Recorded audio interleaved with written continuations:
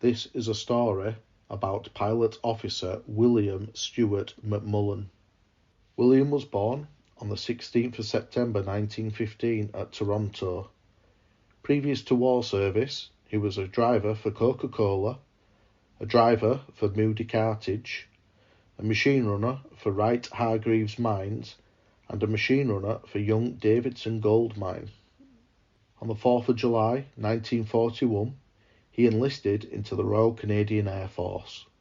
He embarked from Halifax on the 1st of November 1943 and arrived in the UK 9 days later.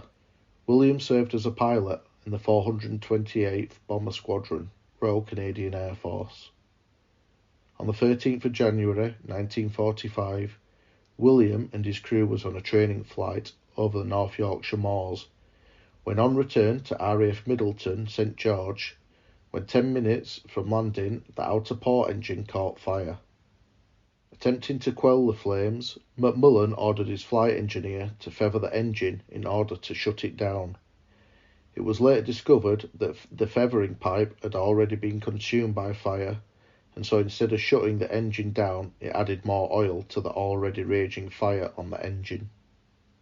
McMullen then ordered the crew to abandon the aircraft. One by one, the crew parachuted to safety, with engineer Llewellyn the last to leave.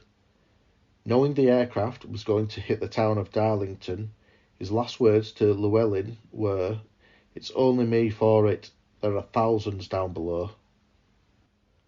McMullen did not leave the aircraft. He in fact stayed with it until the end.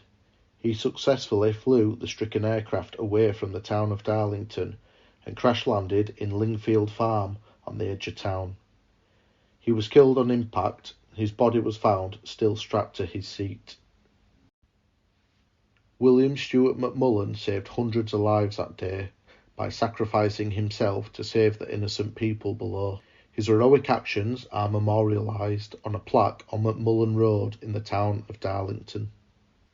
The Mayor of Darlington wrote to his widow at home in Canada. He said, "For sheer self-sacrificing heroism, your husband's actions will be remembered and honoured by the people of Darlington for years to come." All of Darlington was convinced McMullen hadn't jumped because he wanted to save them.